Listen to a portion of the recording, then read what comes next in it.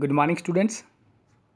So, students, in our last lecture, we were discussing about RMS value of alternating current and RMS value of voltage, and we have also discussed about mean value of AC.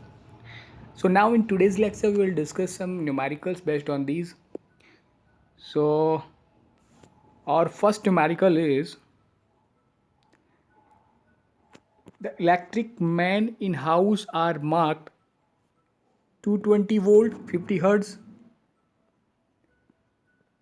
Write down the equation of instantaneous voltage. See, while discussing our theory, मैंने discuss किया था कि जब भी किसी अगर instrument पे ऐसे लिखा होता है कि ये 220 वोल्ट 50 हर्ट्ज है एंड दैट ऑल, तो ये 220 वोल्ट हो क्या रहा होता है? क्या ये पी की वैल्यू है या फिर क्या है? सो आई हैव डिस्कस दैट ये क्या होती है? IRMS वैल्यू होती है. क्या होती है? RMS वैल्यू होती है ना. RMS वैल्यू होती है. अब वोल्टेज की RMS वैल्यू मतलब रूट मीन स्क्वायर वैल्यू होती है. All right. तो 220 क्या गिवन है इसमें? Root mean square value RMS of E. Clear है बात? अब देखो हमसे पूछा क्या, इंस्टेंटेनियस वोल्टेज की इक्वेशन लिखनी है. सबसे पहले तो ये देखो कि जब हमने स्टार्टिंग में देखा था कि अगर करंट की जो इक्वेशन लिखनी होती है हमें एसी में किसी भी टाइम टी पे, मतलब वो इंस्टेंटेनियस होगी ना, किसी टाइम टी पे, किसी पर्टिकुलर टाइम टी पे क्या होती थी? I naught sine of omega t. Similarly हमने डिस्कस किया था कि अगर इंस्टेंटेनियस वोल्टेज की हमें इक्वेशन लिखनी है तो क्या लिखते थे? E not sine of omega t. All right. हमें पूछा क्या है? वोल्टेज की इंस्टेंटेनियस वैल्यू. इंस्टेंटेंट वैल्यू का क्या मतलब है? किसी पर्टिकुलर टाइम पे उसकी क्या वैल्यू है वोल्टेज की ना. जैसे टी की वैल्यू यहाँ पे 1 सेकंड होगी तो वो 1 सेकंड पे बताएगा वैल्यू. टू की वैल्यू 2 सेकंड पे होगी तो क्या बताएगा? 2 सेकंड की जो वोल्टेज है इसमें एम जो उसमें है वो बता रहा होगा. All right. बात क्लियर है? ओके. अब आते हैं हमारे क्वेश्चन की ओर, सोल्व करते हैं. ये हमें पहले बेसिकली ये लिखना है. अब इसमें जो जो वैल्यू हमें रिक्वायरमेंट है वो पुट करनी है ना. इस क्वेश्चन से फाइंड आउट करनी है, उससे देखनी है और वो वैल्यूज इसमें पुट करनी है. अब IRMS की वैल्यू या ERMS की वैल्यू जब हमने पिछले लेक्चर में देखा था तो क्या था? I naught by root two. Similarly मैंने क्या बोला था कि ERMS की वैल्यू क्या होगी? E naught by of root two. अच्छा, ठीक है. तो हमारे पास ERMS की वैल्यू हमें क्या है? गिवन है. कितनी? 220 वोल्ट्स. कितनी गिवन है? 220 वोल्ट्स. All right. सो ये E naught by root two इसकी वैल्यू रख दो. क्या किया हमने? ERMS का क्या फॉर्मूला क्या था? E naught by of root two. वो हमने सिंपली यहाँ पे क्या कर दिया? पुट कर दिया. All right. तो ई नॉट की वैल्यू यहाँ पे निकालो. हमें क्या चाहिए? Is equal to E nought of sine of omega t. हमें टाइम तो किसी टाइम टीम पे पूछा है तो वो तो टी रखना है ना. जो भी उसको जिस इंस्टेंट पे वो पूछ रहा है उस पर वो देख लेगा. ओमेगा की वैल्यू हमें निकालनी है और ई नोट की वैल्यू निकालनी है बेसिकली. तो यहाँ से ई नोट की वैल्यू कैसे निकाल लोगे? क्रॉस मल्टीप्लाई कर दो तो क्या आएगी? ई नोट की वैल्यू रूट टू इंटू 220. तो ई नोट की वैल्यू फाइनली क्या आएगी? इसको मल्टीप्लाई करोगे. रूट टू की वैल्यू क्या होती है? अप्रोक्स 1.1414 के अक्रॉस होती है. तो जब इसको मल्टीप्लाई करोगे सो तो what we will get is almost 311 volt आएगी ना. वो ओमेगा की वैल्यू निकालनी है. ओमेगा क्या होता है? टाइम पीरियड क्या होता था? 2 पाई अपॉन ओमेगा. तो उसको बहुत तरीके से लिख सकते हैं ना. जैसे भी रिक्वायरमेंट टाइम पीरियड क्या होता है? 2 पाई इजकल टू ओमेगा. अब इसको ओमेगा 2 इजकल टू 2 पाई कई जगह लिख लो है ना. जो भी जैसे भी रिक्वायरमेंट है वैसे लिख थे इसको. ये जो है बहुत जगह काम आता है. मेरे कहने का मतलब है हमें क्या रिक्वायरमेंट है? हमें तो ओमेगा की वैल्यू निकालनी है तो करो क्रॉस मल्टीप्लाई. तो ओमेगा इजकल टू क्या आ गया? 2 पाई बाई टी. और मैंने पहले ही लेक्चर में क्या डिस्कस किया था? 1 बाई टी क्या होता है? फ्रिक्वेंसी. 1 बाई टी क्या होता है? फ्रिक्वेंसी है ना. फ्रिक्वेंसी क्या होती थी? नंबर ऑफ रोटेशन और किन से number of revolution per unit time. ठीक है. तो 1 बाई टी की वैल्यू रखो तो आ गया 2 पाई एफ है ना. अब हमें क्या निकालना है? ओमेगा. हमें गिवन क्या है? फ्रिक्वेंसी गिवन है 50 हर्ट्ज. यहाँ पे वैल्यू पुट कर दो तो क्या आ गई? 2 पाई इंटू 50. तो कितने आ गया? 2 पाई इंटू 50 तो क्या आ गया? 100 पाई. 100 पाई वैल्यू आ गई. दोनों की दोनों वैल्यू कौन सी वैल्यू? अगर देखो इसको मैं इक्वेशन 1 बोलूँ, अगर मैं इसको इक्वेशन 1 बोलूँ तो यहाँ से ये वाली वैल्यू इक्वेशन 2 बोल दो इसको. और यहाँ से ये वाली वैल्यू इक्वेशन 3 बोल दो। तो इक्वेशन 1 में इक्वेशन 2 ऑफ 3 से वैल्यू पुट कर दो। तो is equal to E not sine omega t था हमारा। ई नॉट की वैल्यू तो ये आ गई 311, साइन ऐसा कैसा ओमेगा टी ये आ गई। अब इसको और मल्टीप्लाई करो तो क्या करो, इसको और ऐसे से कैसे लिख सकते हो, पाई की वैल्यू 3.14 होती है, इंटू 100 से मल्टीप्लाई करो। तो अगर और इसको एक्यूरेट लिखना मतलब अच्छे से पॉइंट वैल्यूज़ में लिखना चाहो तो क्या लिख सकते हो, 311 साइन 314 टी। ये हमारा क्या हो गया, आंसर हो गया। ठीक है, ये क्या आ गया हमारा वोल्टेज की जो वैल्यू है किसी भी टाइम किसी भी टी पे। अब देखो हमें जिस भी टी पे चाहिए उसके टी की वैल्यू यहाँ पे रख दो तो हमें यहाँ पे उस पर्टिकुलर टी के लिए वैल्यू दे देगा। यहाँ तक बात क्लियर है। हाँ, मीन वैल्यू अगर फाइंड करनी हो हमें इसी में EMF in previous question, mean value find, भाई मीन वैल्यू फाइंड करो EMF की, तो कैसे फाइंड अप करोगे। मीन वैल्यूज़ के लिए फॉर्मूला क्या होता है, करंट के लिए हमने निकाला था, मीन वैल्यू के लिए क्या आया था 2I0 upon pi. Similarly EMF की बात हम कर रहे थे, तो EMF के लिए क्या था, या फिर हम कहें वोल्टेज के लिए क्या था mean 2E0 by of pi. E note क्या है यहाँ पे, पी की वैल्यू, ई नोट क्या है पीक वैल्यू। पीक वैल्यू की वैल्यू हमने फाइंड करी है यहाँ पे, कितनी थी, कितनी आई थी पीक वैल्यू 311 वॉट्स। पुट करो यहाँ पे 2 इंटू 311 अपॉन 3.14, तो हमारी वैल्यूज़ क्या आ गई, इसको सोल्व करो तो ये जो भी वैल्यू आ गई वो वैल्यूज आ गई। समझ गए। Question number 2, calculate the RMS value of the alternating current in given figure. अब देखो देखो RMS वैल्यू के लिए मैंने क्या बताया था, RMS उल्टा चलने की बात मैंने बोली थी। क्या करो, जो भी गिवन है उसका स्क्वायर करो, उसके बाद उसका मीन ले लो और फिर उसका रूट ले लो, है ना। तो स्क्वायर, तो यहाँ पे क्या पूछा है, करंट पूछा है, करंट की RMS वैल्यू पूछी है ना। अब देखो पहली बात तो ये अल्टरनेटिंग करंट दिख रही है कि नहीं दिख रही। मैंने फर्स्ट लेक्चर में बताया था कि अल्टरनेटिंग करंट का मतलब है कि अगर वो एक टाइम पीरियड के बाद क्या कर रही हो, अपनी करंट की डायरेक्शन चेंज कर रही हो।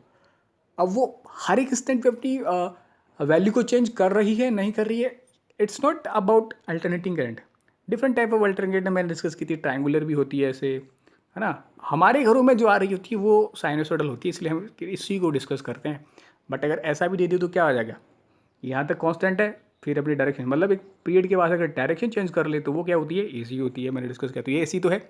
ऑलराइट, अब हमने क्या निकालना है, मैंने क्या बताया था, RMS निकालने के लिए क्या करोगे, RMS स्क्वायर करो, उसका मीन ले लो उसका और रूट ले लो।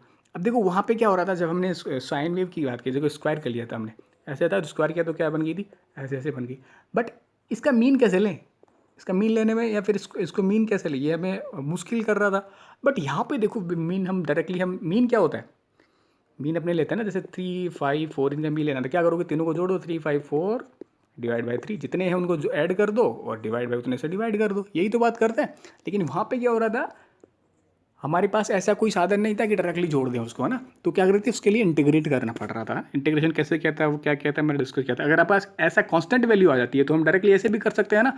तो पहले क्या करोगे, स्क्वायर करो, root mean square, root mean square, तो पहले स्क्वायर करके जोड़, स्क्वायर करो, स्क्वायर करो तो क्या क्या देखो, यहाँ पे करंट की वैल्यू क्या है 2, तो 4 होगी 2 का स्क्वायर। यहाँ पे क्या है -2, तो स्क्वायर करो, ये भी 4 होगी। ठीक है, यहाँ पे क्या है 4 है। अब इसका मीन लेना है, स्क्वायर का मीन लेना है, तो स्क्वायर तो हमने कर लिया, है ना, स्क्वायर तो हमने कर लिया, RMS है, स्क्वायर तो हमने कर लिया। अब क्या करना है, हमने मीन लेना है। मीन लेने कर क्या करोगे, जो स्क्वायर लिया है, जैसे ये देखो I1 का square, I2 square, I3 square, तो इसमें 3 का डिवाइड कर, तो ये मीन आ गया। मीन यानी कि मीन का एवरेज तो होता है। ओके, तो यहाँ तक की कहानी। उसके बाद क्या करना है, रूट ले लो। देखो यार हमने क्या किया, स्क्वायर किया इनका, फिर इन तीनों का मीन ले लिया, स्क्वायर कर लिया सबको, है ना, फिर मीन ले लिया, मीन लेके फिर रूट ले लिया। यही तो मैंने बताया था कि RMS का मतलब क्या है, स्क्वायर को रूट मीन लो, रूट ले लो। अब इसमें क्या हो रहा था, हमारे पास कोई मेथड नहीं है कि डायरेक्टली हम ऐसे जोड़ लें उसमें, बिकॉज तो हर उस टाइम पे उस पर तो चेंज हो रहा था। यहाँ पे तो डायरेक्टली दिख रही है, इस टाइम के लिए वो एक ही कांस्टेंट है, इसलिए हमने इसका ले लिया, फिर इसका ले लिया, फिर इसका ले लिया। ऑल राइट, तो करंट की वैल्यूज पुट करो यहाँ पे, पहली वाली 2 है, दूसरी वाली फिर कांस्टेंट -2, लेकिन इसका स्क्वायर करोगे तो वो भी प्लस ही आएगा, ये 2। तो फाइनली ये बन क्या गया हमारा, रूट ऑफ 2 की पावर 4 डिवाइड बाई 3, तो 12 root 12 by of 3 is equal to √4 हो गया, तो उसको क्या बोल दिया 2 एम्पियर, ये हमारा आ गया। ऑल राइट, चलो next, the electric current in एक given by that I equal to I naught t upon tau, इसको टाउ ये ऐसे है ना, टाउ होता है ना, टाउ वो है tau T A you. All right, आज जिस तरह से हम ऐसे देते थे हमारे करंट को किसी इंस्टेंट पे I naught sine of omega t. अब सपोज करो ऐसी कोई करंट है, ऐसी कोई करंट है फॉर सम टाइम, कैलकुलेट इसका आरएमएस वैल्यू आपको फाइंड आउट करनी है। कोई भी करंट है जिसका ये फंक्शन, जिसका फंक्शन इस तरह से गिवन है, मैं I equal to I naught of, देखो ऐसे लिखता हूँ तो उसका मतलब आई नोट है ना, कहीं पहले ही मैंने लिखा हुआ है, इसका मतलब ये आई नोट है, कन्फ्यूज मत होना, कुछ और ना समझो, बिकॉज ये राइटिंग पर डिपेंड करता है ना। मैं ऐसे लिखता हूँ उसको I naught t by tau, tau कुछ भी है कोई टाइम ऐसे समझो, ये टी है जो वो है जिस पे डिपेंड कर रहा है ये। ऑल राइट, तो हमें क्या निकालना है, इसको बोला कि क्या निकालना है, आर एम एस निकालनी है, टी इजकल टू 0 से टी टाइम तक। तो मैंने क्या बोला था, आर एम एस का क्या मतलब है, स्क्वायर कर लो इसका, मीन ले लो इसका, रूट ले लो इसका, है ना, यही तो बताया था। तो स्क्वायर और मीन तो ये लिख दिया, तो इसके बाद स्क्वायर और मीन करो, रूट ले लो। अब देखो स्क्वायर कर दो, क्या हो गया, आई की जो भी वैल्यू गिवन है हमें आई नॉट टी बाई टू, इसका स्क्वायर कर दो, ये बात कितनी सी बात है। अब मीन कैसे लेते हैं, मैंने बताया था मीन या एवरेज कैसे लेते हैं, ये मैंने शुरू के लेक्चर्स में बहुत अच्छे से एक्सप्लेन किया है कि उसको इंटीग्रेट कर दो, कि अगर कोई फंक्शन है टी का तो उसको कैसे इसका स्क्वायर ले सकते हैं, जिस भी टाइम इंटरवल की वो बात कर रहा है, 0 से टाउ की कर रहा है, इसके इंटरवल की बात कर रहा है, तो यहाँ तक इसको इंटीग्रेट करो, जो भी फंक्शन है आई है तो इसको इंटीग्रेट करो, नीचे इंटीग्रेशन ऑफ डी टी।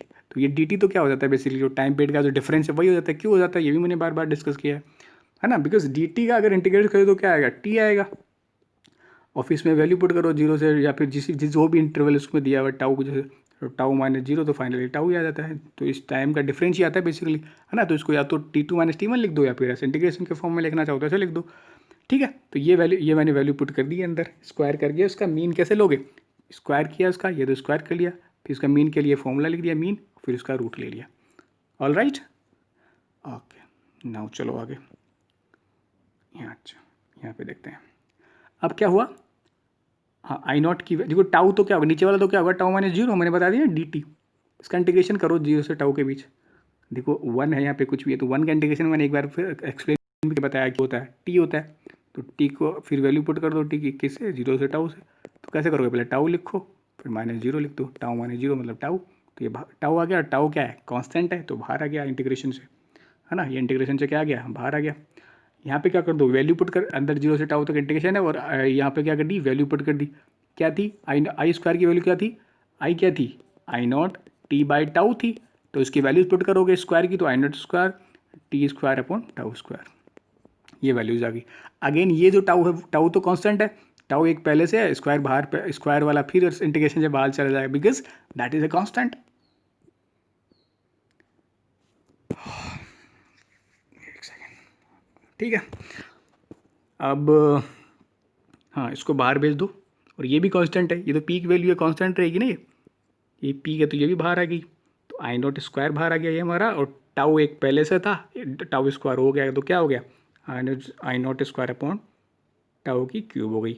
अंदर क्या बचा, टी स्क्वायर, उसका इंटीग्रेशन कर दो, टी स्क्वायर का इंटीग्रेशन क्या होता है, टी की power n plus 1 upon n plus 1, तो क्या हो जाएगा, टी की स्क्वायर था, T square plus 1 upon 2 plus 1, यानी कि T Q upon 3, T Q upon 3, ये बाहर कांस्टेंट है, ये इसका इंटीग्रेशन हो गया टी क्यू अपॉन 3, कहाँ से कहाँ तक रेंज है, 0 से टाउ से, 0 से टाउ तक।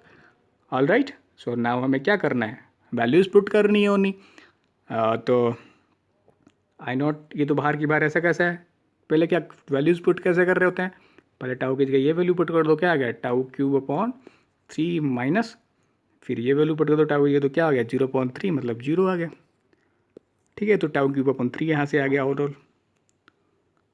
अब करो कुछ, इसको यहाँ पे सोल्व कर रहा हूँ, ये लो, आई नॉट का square by tau cube into tau cube by of 3, तो टाउ क्यूब से टाउ क्यूब कैंसिल, बच क्या क्या हमारे पास, रूट